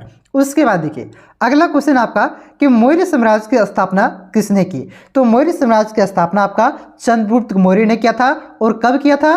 तो ये क्या था आपका 322 ईस्वी में। कब? 322 बीसी में, ठीक है। 322 बीसी यानी कि ईसा पूर्व में किया था। और किसे हरा करके किया था? तो नंद वंश के अंतिम शासक घनानंद को हरा करके किया था। उसके बाद देखिए अगला क्वेश्चन है कि मेघदूत के लेखक निम्न में से कौन है? यानी कि जो आपका मेघदूत पुस्तक है इसकी रचना किसने किया? तो इसकी रचना आपका कालिदास ने किया है। ऑप्शन नंबर बी इसका करेक्ट आंसर होगा। बाकी बात विशाखा दत्त ने आपका मुद्रा रस पुस्तक की रचना की है, तो ये सब हमने पहले डिस्कस कर लिया है। तो जो पहले हम लोगों ने डिस्कस कर लिया है वो यहाँ पे हम लोग डिस्कस नहीं करेंगे, ठीक है। उसके बाद देखिए अगला क्वेश्चन है कि मौर्य काल में गुप्तचरों को क्या कहा जाता था? गुप्तचर का आपका मतलब क्या हुआ? जासूस, खुफिया एजेंसी, ठीक है। तो खुफिया एजेंसी को क्या कहा जाता था मौर्य काल में? तो उसे कहा जाता था गुड़ पुरुष कहा जाता था। क्या? गुड़ पुरुष कहा जाता था। ऑप्शन नंबर ए इसका करेक्ट आंसर होगा। देखिए जो आपका जासूस था यानी कि गुड़ पुरुष था ये दो प्रकार का था। एक था कि एक ही जगह रह करके यानी कि अस्थायी रूप से जासूसी करता था, और एक था जो आपका टेम्पोररी यानी कि यहाँ वहाँ जा करके जासूसी करता था।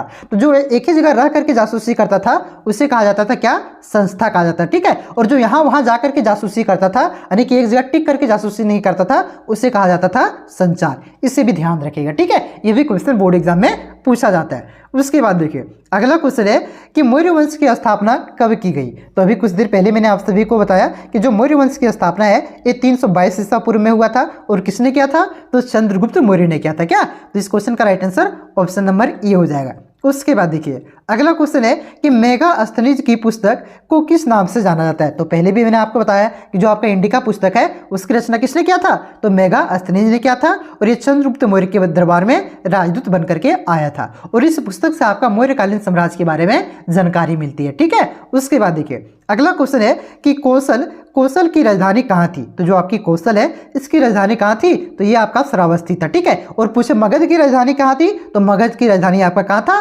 पाटलिपुत्र। अगर पूछे काशी की राजधानी क्या थी? तो काशी की राजधानी आपका वाराणसी था, ठीक है। तो इस क्वेश्चन में क्या पूछा है? कौशल। तो कौशल की राजधानी श्रावस्ती था। और श्रावस्ती में ही आपका गौतम बुद्ध को सर्वाधिक ज्ञान की मतलब सर्वाधिक उपदेश यहाँ पे इन्होंने दिया था, ठीक है। और पहला उपदेश कहाँ पे दिया था गौतम बुद्ध ने? तो ये आपका सारनाथ में दिया था। क्या? चलिए आते हैं अगले क्वेश्चन की ओर। अगला क्वेश्चन आपका कि कलिंग युद्ध कब हुआ था। तो जो आपका कलिंग युद्ध है ये 261 ईसा पूर्व में हुआ था। बहुत बार पढ़ा चुके हैं, तो ऑप्शन नंबर ये इसका करेक्ट आंसर होगा। उसके बाद देखिए नेक्स्ट क्वेश्चन है कि भारत में सर्वप्रथम सोने के सिक्का जारी करने वाला शासक कौन थे। तो हिंदू यूनानियों ने सबसे पहले सोने के सिक्का जारी किया था। ऑप्शन नंबर डी इसका करेक्ट आंसर होगा। उसके बाद देखिए अगला क्वेश्चन है आपका कि मथुरा किसकी राजधानी थी। तो मथुरा किसका राजधानी था। तो सूरसेन की राजधानी कहाँ थी, मथुरा थी। ठीक है, तो इस क्वेश्चन का right answer option number A हो जाएगा। अगर पूछे कि मगध की राजधानी कहाँ थी, तो कुछ देर पहले मैंने आप सभी को बताया कि जो मगध की राजधानी थी वो पाटलिपुत्र था, जिसे आज का पटना कहा जाता है। और ये जो मगध महाजनपद था 16 महाजनपदों में सबसे बड़ा महाजनपद था। ठीक है, तो इसकी राजधानी फिक्स याद रखना। उसके बाद देखिए अगला क्वेश्चन है कि विमान मंदिर के किस भाग को कहा जाता है। तो जो आपका विमान है बच्चों ये गर्भगृह के ऊपरी भाग को कहा जाता है। देखिए जो इस प्रकार से आकृति जो बना रहता है ना ऊपर में मंदिर का, तो इसी को कहा जाता है विमान। ठीक है, तो गर्भगृह के ऊपरी आकृति को क्या कहा जाता है, विमान कहा जाता है। ऑप्शन नंबर सी इसका करेक्ट आंसर होगा। उसके बाद देखिए अगला क्वेश्चन है कि बौद्ध दर्शन किसमें संकलित था। तो जो आपका बौद्ध दर्शन है इस सूत पिटक में संकलित था, इसलिए इस क्वेश्चन का right answer option number A हो जाएगा। उसके बाद अगला क्वेश्चन है कि भगवान बुद्ध का जन्म किस देश में हुआ था। देखिए आप लोग तो जानते होंगे कि जो भगवान बुद्ध का जन्म है ये लुम्बिनी में हुआ था, लेकिन लुम्बिनी कहाँ पे है, तो ये भारत में नहीं है, ये आपका नेपाल में। ठीक है, तो भगवान बुद्ध का जन्म आपका नेपाल में हुआ था। ऑप्शन नंबर 20 का करेक्ट आंसर हो जाएगा। उसके बाद देखिए अगला क्वेश्चन है कि महावीर की मृत्यु कहाँ हुई थी। तो जो महावीर की मृत्यु है ये पावापुरी में हुआ था। ऑप्शन नंबर सी इसका करेक्ट आंसर हो जाएगा। महावीर का जन्म कहाँ हुआ था, तो याद रखिएगा वैशाली के निकट। कहाँ, वैशाली के निकट कुंडल ग्राम में। कहाँ, कुंडल ग्राम में आपका ये महावीर का मृत्यु हुआ, सॉरी जन्म हुआ था। ठीक है, और मृत्यु आपका पावापुरी में हुआ था। उसके बाद देखिए अगला क्वेश्चन है कि त्रिरत्न सिद्धांत साम्यक ज्ञान, साम्यक दर्शन, साम्यक आचरण किस धर्म की महिमा है। तो ये जो आपका साम्यक ज्ञान, साम्यक दर्शन, साम्यक आचरण, ये जो सिद्धांत है आपका ये जैन धर्म की महिमा है, इसलिए इस क्वेश्चन का right answer option number A हो जाएगा। उसके बाद देखिए अगला क्वेश्चन है कि महावीर स्वामी का जन्म कब हुआ। तो जो आपका महावीर स्वामी है इसका जन्म आपका 540 ईसा पूर्व में हुआ था, 540 बीसी में हुआ था। और इसका मृत्यु कब हुआ था, तो याद रखिएगा 468 कब, 468 ईसा पूर्व में इसका मृत्यु हुआ था। उसके बाद देखिए अगला क्वेश्चन है कि महात्मा बुद्ध के प्रिय शिष्य का क्या नाम था। तो जो आपका महात्मा बुद्ध है इसके प्रिय शिष्य का नाम था आनंद। ऑप्शन नंबर ए इसका करेक्ट आंसर होगा। अगर पूछे पहला शिष्य का नाम क्या था, तो याद रखिएगा ये जो जामिल है, जामिल इसका फर्स्ट शिष्य था, यानी कि फर्स्ट चेला था। ठीक है, और आनंद इसका सबसे प्रिय चेला था, सबसे अच्छा वाला चेला था। उसके बाद देखिए अगला क्वेश्चन है कि जैन परंपरा के अनुसार प्रथम तीर्थकार कौन थे। तो जैन परंपरा के अनुसार जो आपके प्रथम तीर्थकार थे वो था आपका ऋषभदेव। कौन थे, ऋषभदेव। देखिए जो आपका जैन धर्म है इसमें टोटल आपका 24 तीर्थंकर थे। कितने तीर्थंकर थे, तो 24 तीर्थंकर थे। ठीक है, उसमें से आपके 3 का नाम आप लोग जरूर याद रखिएगा। एक आपका पहला, एक क्या हो गया भाई, रुकिए थोड़ा सा। देखिए एक आपका पहला याद रखना है, पहला, फिर 23वां याद रखना है, और फिर 24वां याद रखना है। पहला कौन था, तो ये ऋषभदेव था। अगर पूछे 23वां कौन था, तो 23वां आपका पारसनाथ था, जो आपका समेत सिखद है पहाड़ी, यहीं पे इसकी मृत्यु हुआ था। और जो 24वां आपका था ये था आपका महावीर स्वामी। ठीक है, तो इसे आप लोग याद रखिएगा। अगर पूछे जैन धर्म की ये वास्तविक संस्थापक किसे कहा जाता है, तो याद रखिएगा जो महावीर स्वामी है, वर्धमान महावीर, इसी को जैन धर्म का जो 24वां तीर्थकार थे इसी को कहा जाता है आपका वास्तविक संस्थापक। ठीक है, तो क्वेश्चन में क्या पूछा था, प्रथम तीर्थकार। तो प्रथम तीर्थकार कौन थे, ऋषभदेव। उसके बाद देखिए अगला क्वेश्चन है कि जैन धर्म के अंतिम एवं 24वें तीर्थकार कौन थे। तो अभी बताया वर्धमान महावीर यानी कि महावीर स्वामी 24वें तीर्थकार थे। उसके बाद देखिए अगला क्वेश्चन है कि आईने अकबरी के लेखक कौन है। तो आईने अकबरी की रचना किसने किया है, अबुल फजल ने किया है। ऑप्शन नंबर 20 का करेक्ट आंसर होगा। उसके बाद देखिए आईने दहसला पद्धति के प्रतिपादक कौन है। तो जो आपके आईने दहसला पद्धति है इसके प्रतिपादक आपका ये राजा टोडरमल थे। कौन थे, टोडरमल। और ये जो आपका टोडरमल थे ये आपका जो अकबर के दरबार में थे ये वित्त मंत्री था। क्या था, अगर पूछे कि अकबर का वित्त मंत्री कौन था, तो याद रखिएगा राजा टोडरमल ही आपका अकबर के वित्त मंत्री थे। और इन्होंने आईने ये दहसला पद्धति के प्रतिपादक किया था, यानी कि बनाया था। ठीक है, उसके बाद देखिए अगला क्वेश्चन है कि अकबर कालीन साम्राज्य के 12 प्रांतों की विस्तृत सूचना ये आईने अकबरी के किस भाग में दी गई है। तो आपका जो विस्तृत जो आपके 12 प्रांत थे इसकी सूचना किस भाग में दिया गया है, तो इसका मुल्क आबादी में, किसके मुल्क आबादी में आपका ये जानकारी दी गई है 12 प्रांतों के बारे में। ठीक है, सूचना दी गई है विस्तृत में आईने अकबरी के मुल्क आबादी में। उसके बाद देखिए अगला क्वेश्चन है कि अकबर ने फतेहपुर सीकरी में इबादत खाना का निर्माण कब करवाया था, तो 1575 में। कब? 1575 में अकबर ने फतेहपुर सीकरी में इबादत खाने की निर्माण करवाया था, इसलिए इस क्वेश्चन का right answer option number B हो जाएगा। अकबर ने फतेहपुर सीकरी में बुलंद दरवाजा का निर्माण कब करवाया था, ये आप लोग कमेंट करके जरूर बताइए, क्योंकि पहले इसको मैं आपको बता चुका हूँ। ठीक है, उसके बाद देखिए अगला क्वेश्चन है कि बाबर द्वारा रचित तुजक ए बाबरी यानी कि जिसे बाबरनामा भी कहते हैं, किस भाषा में लिखा गया है, तो ये आपका तुर्की भाषा में। किस भाषा में? तुर्की भाषा में ही लिखा गया है। ऑप्शन नंबर सी इसका करेक्ट आंसर होगा। और ये जो बाबरनामा है इसमें बाबर की जीवनी के बारे में है। ठीक है, उसके बाद देखिए और इसकी रचना भी आपका बाबर ने ही किया था, यहाँ पे देखिए क्वेश्चन में भी है। ठीक है, इसे भी ध्यान रखिएगा, डायरेक्ट क्वेश्चन पूछ देता कि बाबरनामा की रचना किसने किया है, तो बाबर ने। उसके बाद देखिए अगला क्वेश्चन है कि बादशाह नामा की रचयिता कौन है, तो आपका जो अबूद हमीद लोहरी है इन्होंने ही बादशाह नामा की रचना किया है। ऑप्शन नंबर 20 का करेक्ट आंसर होगा। उसके बाद देखिए अगला क्वेश्चन है कि अकबर का जन्म 1542 ईस्वी में किस स्थान पर हुआ है, तो ये आपका मॉडल पेपर में भी था, जो आपका सब्जेक्टिव मॉडल पेपर में था, तो वहाँ पे पूछा गया था कि अकबर का जन्म कब और कहाँ हुआ था। तो यहाँ पे आपका डेट दे दिया कि 1542 में हुआ था। कहाँ हुआ था आप लोग कमेंट करके जरूर बताइएगा, क्योंकि मॉडल पेपर में मैंने आपको बता चुका हूँ। ठीक है, उसके बाद देखिए अगला क्वेश्चन है अकबर का वित्त मंत्री कौन था, तो पहले मैंने आप सभी को बताया कि जो अकबर का वित्त मंत्री था ये टोडरमल था। कौन था? टोडरमल आपका अकबर का वित्त मंत्री था, और ये जो अकबर के 9 रत्न थे इसमें शामिल था। ठीक है, उसके बाद अगला क्वेश्चन है कि कृष्णदेव राय किस वंश से संबंधित है, तो कृष्णदेव राय आपका तुलु वंश से संबंधित है।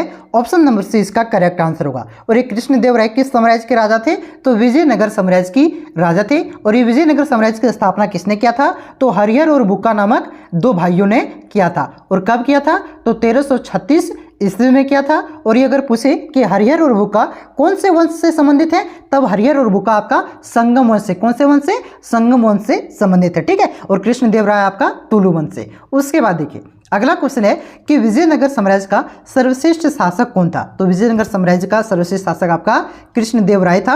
ऑप्शन नंबर डी इसका करेक्ट आंसर होगा। देखिए इस इतिहास में आपका सर्वश्रेष्ठ या तो योग्य किसे कहा जाता है, जो सबसे बहादुर होता है। ठीक है, तो विजयनगर साम्राज्य में सबसे बहादुर कौन था, कृष्णदेव राय था। उसके बाद देखिए अगला क्वेश्चन है कि बहमनी साम्राज्य की स्थापना कब हुई, तो बहमनी साम्राज्य की स्थापना 1347 ईस्वी में हुआ था। किसने किया था, तो इसकी स्थापना हसन गंगू ने, किसने, हसन गंगू ने किया था। कब? 1347 में। इसका ओरिजिनल नाम क्या था, तो याद रखिएगा हसन गंगू का ओरिजिनल यानी कि वास्तविक नाम आपका था अलाउद्दीन बहमनी शाह। क्या था? अलाउद्दीन बहमनी शाह हसन गंगू का ओरिजिनल नाम था। ठीक है, और इन्होंने अपने नाम पे ही क्या किया था, इस साम्राज्य का नाम रखा था बहमनी साम्राज्य, जिसकी स्थापना 1347 ईस्वी में हुआ था। उसके बाद देखिए अगला क्वेश्चन है कि यूनेस्को ने हम्पी को विश्व पुरातत्व स्थल कब घोषित किया, तो यूनेस्को ने हम्पी को विश्व पुरातत्व स्थल आपका 1986 में, कब? 1986 में घोषित किया था। ठीक है, और ये यूनेस्को का मुख्यालय कहाँ पे है, तो यूनेस्को का मुख्यालय आपका पेरिस में है। ठीक है, इसे भी ध्यान रखिएगा।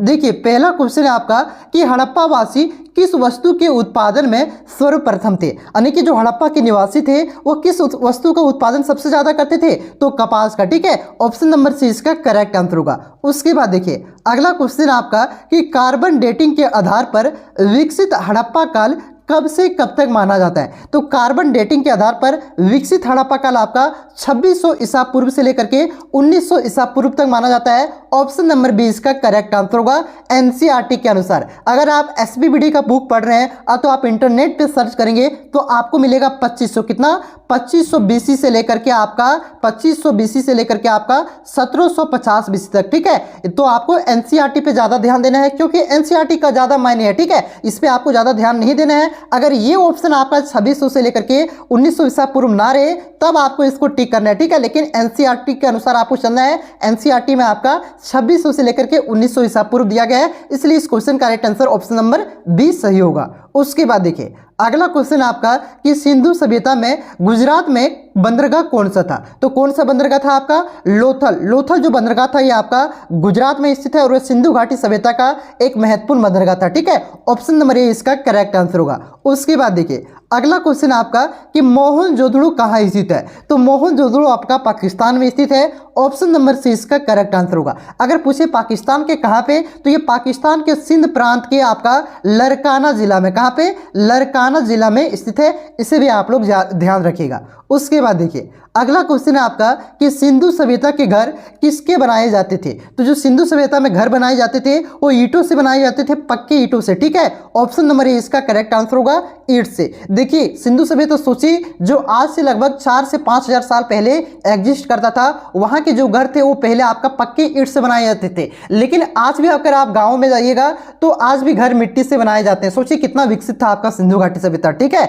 चलिए आते हैं हम लोग अगले क्वेश्चन की ओर। देखिए अगला क्वेश्चन आपका कि सुमेर से प्राप्त अभिलेख के अनुसार नाविकों का देश किसे कहा गया है? तो सुमेर में जो आपका अभिलेख प्राप्त हुआ है उसके अनुसार आपका मेलुहा को नाविकों का देश कहा गया है। ऑप्शन नंबर सी इसका करेक्ट आंसर होगा, मेलुहा। उसके बाद देखिए अगला क्वेश्चन है आपका कि हड़प्पा सभ्यता की सबसे विशिष्ट पुरावस्तु क्या है? तो हड़प्पा सभ्यता की सबसे विशिष्ट पुरावस्तु आपका मुहर है। ऑप्शन नंबर डी इसका करेक्ट आंसर होगा। उसके बाद देखिए अगला क्वेश्चन है आपका बहुत ही इंपॉर्टेंट क्वेश्चन कि शक संबंध का आरंभ किसने किया था? तो शक संबंध का आरंभ आपका 78 ईस्वी में, कब? 78 ईस्वी में आपका कनिष्क ने किया था। ऑप्शन नंबर ए इसका करेक्ट आंसर होगा। अगर पूछे कि विक्रम संवत का आरंभ किसने किया था, तो विक्रम संवत का आरंभ आपका विक्रमादित्य ने किया था। और कब किया था? तो याद रखिएगा 57 ईसा पूर्व में। कब? 57 ईसा पूर्व में आपका विक्रम संवत का आरंभ विक्रमादित्य ने किया था। इनमें से एक क्वेश्चन फिक्स आपके बोर्ड एग्जाम में देखने को मिलेगा। ठीक है, इसे आप लोग ध्यान रखिएगा। उसके बाद देखिए अगला क्वेश्चन आपका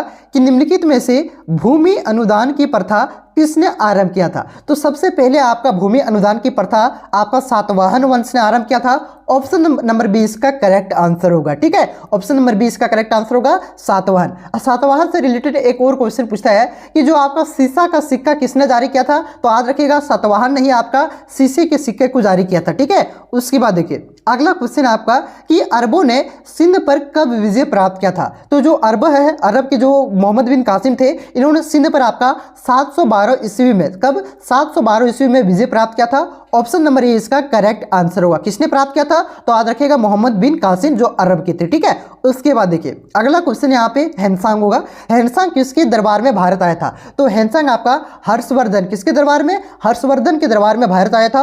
ऑप्शन नंबर सी इसका करेक्ट आंसर होगा। अगर पूछे फाहियान किसके दरबार में आया था? तो फाहियान आपका चंद्रगुप्त द्वितीय, जिसे विक्रमादित्य भी कहा जाता है, उसके दरबार में आपका फाहियान आया था। इसे भी ध्यान रखिएगा। चलिए नेक्स्ट क्वेश्चन पे आते हैं कि चंद्रगुप्त द्वितीय की पुत्री प्रभावती का विवाह किस वंश के राजा के साथ हुआ था? तो ये आपका वाकाटक के राजा के साथ हुआ था। चंद्रगुप्त द्वितीय की पुत्री जो आपका प्रभावती था, इसका विवाह वाकाटक के वंश के राजा के साथ हुआ था। ऑप्शन नंबर डी इसका करेक्ट आंसर होगा। उसके बाद देखिए अगला क्वेश्चन आपका कि प्राचीन सुदर्शन झील किस राज्य में था? तो प्राचीन जो आपका सुदर्शन झील है ये आपका गुजरात में स्थित है। ऑप्शन नंबर ए इसका करेक्ट आंसर होगा। और इसका निर्माण किसने करवाया था? तो याद रखिएगा पुष्य, किसने? पुष्यगुप्त वेश्या ने। किसने? पुष्यगुप्त वेश्या ने इसका निर्माण करवाया था। और इसका जो पुनर्निर्माण करवाया था वो रुद्रदामन ने करवाया था। ठीक है, उसके बाद देखिए अगला क्वेश्चन आपका कि माहिष्मती किस महाजनपद की राजधानी है? तो माहिष्मती आपका अवंती जनपद की, महाजनपद की राजधानी थी। ऑप्शन नंबर 20 का करेक्ट आंसर होगा। उसके बाद देखिए अगला क्वेश्चन है कि धर्म का सिद्धांत किस शासक के द्वारा दिया गया था? तो धर्म का सिद्धांत आपका अशोक के द्वारा दिया गया था। ऑप्शन नंबर 20 क्वेश्चन का राइट आंसर हो जाएगा। चलिए आते हैं नेक्स्ट क्वेश्चन पे। देखिए नेक्स्ट क्वेश्चन है आपका कि 5वीं शताब्दी में निर्मित देवगढ़ का मंदिर में किसकी मूर्ति थी? तो जो आपका देवगढ़ का मंदिर है जो आपका 5वीं शताब्दी में बना था, इसमें आपका विष्णु का मूर्ति था। ऑप्शन नंबर 20 क्वेश्चन का राइट आंसर होगा। उसके बाद देखिए अगला क्वेश्चन आपका कि थेरवाद किस धर्म से संबंधित है? तो थेरवाद आपका बौद्ध धर्म से संबंधित है। ऑप्शन नंबर 20 का करेक्ट आंसर होगा। उसके बाद देखिए अगला क्वेश्चन है आपका कि भिलसा टॉप्स कि लेखक कौन है? तो भिल्सा टॉप्स की रचना आपका अलेक्जेंडर कनिंघम ने किया है और इस अलेक्जेंडर कनिंघम को भारतीय पुरातत्व का जनक पिता कहा जाता है। इसे भी आप लोग याद रखिएगा, ठीक है। इसकी रचना किसने की? भिल्सा टॉप्स की। तो आपका अलेक्जेंडर कनिंघम ने कहा है और भारतीय पुरातत्व का पिता अलेक्जेंडर कनिंघम को ही कहा जाता है, उसे भी ध्यान रखिएगा। चलिए आते हैं अगले क्वेश्चन की ओर। अगला क्वेश्चन आपका कि बिहार का संबंध से है। तो बिहार का संबंध आपका किससे है? तो इसका संबंध आपका बौद्ध धर्म से। बिहार आपका स्फुट हो गया, इसका संबंध आपका बौद्ध धर्म से, ठीक है। उसके बाद देखिए अगला क्वेश्चन है आपका कि कैलाशनाथ मंदिर यानी कि एलोरा भारत के किस राज्य में स्थित है? तो ये आपका महाराष्ट्र में स्थित है आपका कैलाशनाथ का मंदिर। ऑप्शन नंबर ए इसका करेक्ट आंसर हुआ। और इस मंदिर को किस वंश के राजाओं ने बनाया था? तो आज रखिएगा राष्ट्रकूट वंश। कौन से वंश? राष्ट्रकूट वंश के राजाओं ने बनाया था। राष्ट्रकूट वंश के कौन से राजा ने? तो ये कृष्ण प्रथम ने। किसने? कृष्ण प्रथम ने इस जो आपका कैलाशनाथ मंदिर है इसका निर्माण करवाया था। इसे भी ध्यान रखिएगा, क्वेश्चन पूछ देगा कि कैलाशनाथ मंदिर का निर्माण कौन से वंश ने करवाया था? तो राष्ट्रकूट वंश। राष्ट्रकूट वंश के कौन से शासक ने? तो कृष्ण प्रथम ने, ठीक है। उसके बाद देखिए अगला क्वेश्चन है कि मौर्य काल में सीता से क्या तात्पर्य था? तो मौर्य काल में सीता का तात्पर्य था आपका राजकीय भूमि से प्राप्त आय को आपका सीता कहा जाता था।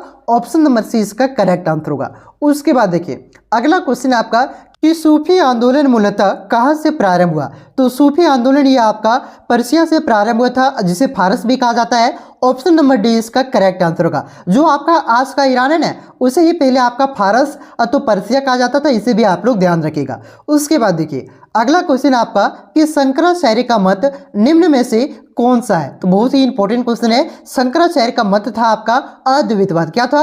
अद्वैतवाद आपका शंकराचार्य का मत था।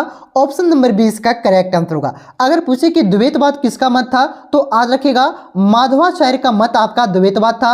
अगर पूछे कि द्वैतवाद किसका मत था तो द्वैतवाद आपका निम्मकाचार्य का मत था, ठीक है। ध्यान रखिएगा। पूछे कि अद्वैतवाद किसका मत था तो अद्वैतवाद आपका शंकराचार्य का मत था, द्वैतवाद आपका माधवाचार्य का मत था और द्वैतवाद आपका निम्बकाचार्य का मत था। इससे एक क्वेश्चन फिक्स आएगा, ठीक है। इस क्वेश्चन का right answer option number B हो जाएगा, अद्वैतवाद शंकराचार्य का मत था। उसके बाद देखिए अगला क्वेश्चन आपका कि किस सूफी संत ने कहा था कि दिल्ली अभी दूर है? तो ये आपका निजामुद्दीन औलिया ने कहा था कि दिल्ली अभी दूर है हजूर। ऑप्शन नंबर बी इसका करेक्ट आंसर होगा। उसके बाद देखिए अगला क्वेश्चन है आपका कि पाहन पूजे हरि मिले किसका काव्य पंक्ति है? आप लोगों ने सुना होगा कि पाहन पूजे हरि मिले मैं पूजू पहाड़, इस तरह से कुछ है ना आपका काव्य पंक्ति। तो ये कहा था आपका कबीर ने। ऑप्शन नंबर 20 का करेक्ट आंसर होगा। उसके बाद देखिए अगला क्वेश्चन है आपका कि निम्न में से महाराष्ट्र के संत कौन थे? तो तुकाराम भी आपका महाराष्ट्र का है, रामदास भी आपका महाराष्ट्र के संत थे और ज्ञानेश्वर भी आपका महाराष्ट्र का संत था। तो इस क्वेश्चन का राइट आंसर ये तीनों हो जाएगा, यानी कि इनमें से सभी ऑप्शन नंबर डी इसका सही उत्तर होगा। उसके बाद देखिए अगला क्वेश्चन है आपका कि भक्ति आंदोलन को दक्षिण भारत से उत्तर भारत में लाने वाले संत कौन थे? तो पहले मैं आप सभी को करवा चुका हूं, ठीक है। तो इसका आंसर आप लोग कमेंट करेंगे कि जो भक्ति आंदोलन का प्रारंभ हुआ था आपका दक्षिण भारत से हुआ था, लेकिन दक्षिण भारत से उत्तर भारत की ओर ये कौन लेकर के आए थे? आप लोग कमेंट करके जरूर बताइएगा। उसके बाद देखिए अगला क्वेश्चन आपका कि कृष्णदेव राय के दरबार में तेनालीराम किस पद पर थे? तो तेनालीराम जो आपका अष्टदिग्गज था आपका कृष्णदेव राय के दरबार में, जो अष्टदिग्गज कौन थे? तो ये आपका 8 तेलुगु कवि थे, ठीक है। तो ये कवि के पद पर थे, तेनालीराम आपका ऑप्शन नंबर 20 का करेक्ट आंसर होगा। उसके बाद देखिए अगला क्वेश्चन आपका कि अमरम का क्या अर्थ है? तो अमरम का अर्थ होता है आपका जागीर। ऑप्शन नंबर डी इसका करेक्ट आंसर होगा। उसके बाद देखिए अगला क्वेश्चन आपका कि आंध्र भोज कहा जाता है। तो आंध्र भोज किसे कहा जाता है बच्चों? तो आंध्र भोज आपका कृष्णदेव राय को कहा जाता है। ऑप्शन नंबर डी इसका करेक्ट आंसर होगा। देखिए कृष्णदेव राय को आपका आंध्र भोज, अभिनव भोज और आंध्र पितामह कहा जाता है। क्या क्या कहा जाता है? आंध्र भोज, अभिनव भोज, क्या कहा जाता है? अभिनव भोज, और आपका आंध्र पितामह भी कहा जाता है। इसे आप लोग ध्यान रखिएगा, ठीक है। शॉर्ट में यहाँ पे मैंने लिख दिया। इससे क्वेश्चन पूछेगा कि आंध्र पितामह किसे कहा जाता है? तो कृष्णदेव राय को ही कहा जाता है। ये अभिनव भोज किसे कहा जाता है? तो कृष्णदेव राय को ही कहा जाता है, ठीक है। उसके बाद देखिए अगला क्वेश्चन है कि विजयनगर किस नदी के तट पर स्थित है? तो विजयनगर आपका तुंगभद्रा नदी के तट पर स्थित है। ऑप्शन नंबर ए इसका करेक्ट आंसर होगा। उसके बाद देखिए नेक्स्ट क्वेश्चन है आपका कि विजयनगर के महान साम्राज्य के अवशेष कहाँ पाए जाते हैं? तो विजयनगर के महान साम्राज्य का अवशेष आपका हम्पी में पाया जाता है। ऑप्शन नंबर सी इस क्वेश्चन का सही उत्तर होगा। उसके बाद देखिए अगला क्वेश्चन आपका बहुत ही इंपॉर्टेंट क्वेश्चन है कि विजयनगर राज्य का प्रथम राजवंश कौन था। तो देखिए मैंने आप सभी को बताया था कि जो विजयनगर साम्राज्य है इसकी स्थापना आपका हरिहर और बुक्का नामक दो भाइयों ने 1336 ईस्वी में किया था। और इस साम्राज्य का पहला राजा आपका बना था हरिहर, जो किस वंश के राजा थे, तो ये आपका संगम वंश का राजा था। इसलिए इस क्वेश्चन का सही उत्तर हो जाएगा संगम वंश। विजयनगर साम्राज्य का प्रथम राजवंश आपका संगम वंश था। ठीक है, ऑप्शन नंबर सी इसका सही उत्तर होगा। देखिए अगला क्वेश्चन आपका कि तंबाकू का सेवन सर्वप्रथम किस मुगल सम्राट ने किया था। बहुत ही इंपॉर्टेंट क्वेश्चन है। तो तंबाकू का सेवन सर्वप्रथम आपका अकबर ने किया था। ऑप्शन नंबर सी इस क्वेश्चन का सही उत्तर होगा। और तंबाकू पर प्रतिबंध किसने लगाया था, कमेंट करके बताइए। उसके बाद देखिए अगला क्वेश्चन है आपका कि सैनिकों द्वारा लूटा गया संपत्ति का 1/5 भाग राज्य को जो प्राप्त होता था उसे किस नाम से जाना जाता था, तो उसे खम्स नाम से जाना जाता था। ऑप्शन नंबर सी इस क्वेश्चन का सही उत्तर हो जाएगा। बाकी बात जो आपका जजिया जकात ये आपका धार्मिक टैक्स था। ठीक है, उसके बाद देखिए अगला क्वेश्चन आपका कि विभिन्न विद्वानों के विशेषज्ञ नवरत्न किनके दरबार में रहते थे, तो नवरत्न आपका अकबर के दरबार में रहते थे। ऑप्शन नंबर 20 क्वेश्चन का सही उत्तर होगा। उसके बाद देखिए अगला क्वेश्चन है कि दीन ये इलाही संबंधित है, तो दीन ये इलाही किससे संबंधित है, तो ये आपका अकबर से संबंधित है। ऑप्शन नंबर सी इसका कोई करेक्ट आंसर होगा। अकबर ने आपका दीन ये इलाही धर्म की स्थापना किया था। कब किया था, तो 1582 ईस्वी में। ठीक है, इसे भी ध्यान रखिएगा। दीन ये इलाही आपका अकबर से संबंधित है। उसके बाद देखिए अगला क्वेश्चन आपका कि मुगल चित्रकला किसके समय चरमोत्कर्ष पर था, तो जो मुगल चित्रकला है ये आपका जहांगीर के समय, किसके समय, जहांगीर के समय आपका सबसे हाईएस्ट पॉइंट पर था। सबसे ज्यादा विकसित आपका जहांगीर के समय ही हुआ था। उसके बाद फिर ये डाउन हो गया था। ठीक है, ऑप्शन नंबर सी इस क्वेश्चन का सही उत्तर होगा। उसके बाद जहांगीर के बाद जितने भी शासक है ना उन्होंने चित्रकला पर ज्यादा ध्यान नहीं दिया। जहांगीर के समय ही सबसे ऊपर चरमोत्कर्ष पर था। ठीक है, ऑप्शन नंबर सी इसका सही उत्तर होगा। उसके बाद देखिए अगला क्वेश्चन है कि फतेहपुर सीकरी को राजधानी किसने बनाया, तो फतेहपुर सीकरी को राजधानी आपका अकबर ने बनाया था। ऑप्शन नंबर सी इसका सही उत्तर होगा। और बुलंद दरवाजा का निर्माण भी आपका फतेहपुर सीकरी में करवाया था। कहां के विजय के उपलक्ष्य में, तो गुजरात विजय के उपलक्ष्य में, इसे भी ध्यान रखेगा। उसके बाद देखिए अगला क्वेश्चन है यहाँ पे कि शेख मुजाहिद्दीन चिश्ती की दरगाह कहाँ स्थित है, तो शेख मुजाहिद्दीन चिश्ती की दरगाह आपका अजमेर में, कहाँ पे, अजमेर में स्थित है। ऑप्शन नंबर डी इस क्वेश्चन का करेक्ट आंसर होगा। देखिए यहाँ पे आप लोग कंफ्यूज कहाँ पे कीजिएगा, एक है आपका शेख मुजाहिद्दीन चिश्ती और एक है आपका निजामुद्दीन औलिया। शेख मुजाहिद्दीन चिश्ती का दरगाह आपका अजमेर में स्थित है और निजामुद्दीन औलिया का दरगाह आपका दिल्ली में स्थित है। ठीक है, कंफ्यूज नहीं करना है। अगर पूछे शेख मुजाहिद्दीन चिश्ती की दरगाह तो अजमेर में, और दिल्ली में किसका, तो निजामुद्दीन औलिया का। ठीक है, तो यहाँ पे मैंने टॉप इंपॉर्टेंट वीवीआई क्वेश्चन आप सभी को करवाया। यह वीडियो आप सभी को कैसा लगा, आगे आपको कौन से सब्जेक्ट का सब्जेक्टिव का वीडियो चाहिए कि ऑब्जेक्टिव का वीडियो चाहिए, कमेंट करके आप लोग जरूर बताइए। और यह वीडियो को जितना हो सके दोस्तों में ज़्यादा से ज़्यादा शेयर करें ताकि सभी को इसका फायदा हो सके और मुझे भी कुछ फायदा हो। ठीक है बच्चों, तो इस वीडियो को आप लोग दोस्तों में ज़्यादा से ज़्यादा शेयर करें। जितना ज़्यादा आप लोग शेयर करते हैं ना उतना ज़्यादा मोटिवेशन मिलता है कि हाँ ज़्यादा से ज़्यादा बच्चे हमारे वीडियो को देख रहे हैं, और उतना ज़्यादा हम कंटेंट अच्छा और इंपॉर्टेंट क्वेश्चन का वीडियो लाने का प्रयास करता हूँ। ठीक है, तो वीडियो को दोस्तों में ज़्यादा से ज़्यादा शेयर करें। वीडियो अच्छा लगा तो वीडियो को लाइक करें और चैनल पर पहली बार तो चैनल को सब्सक्राइब जरूर करें। मिलते हैं नेक्स्ट वीडियो में, तब तक के लिए जय हिंद, जय भारत, जोहार झारखंड।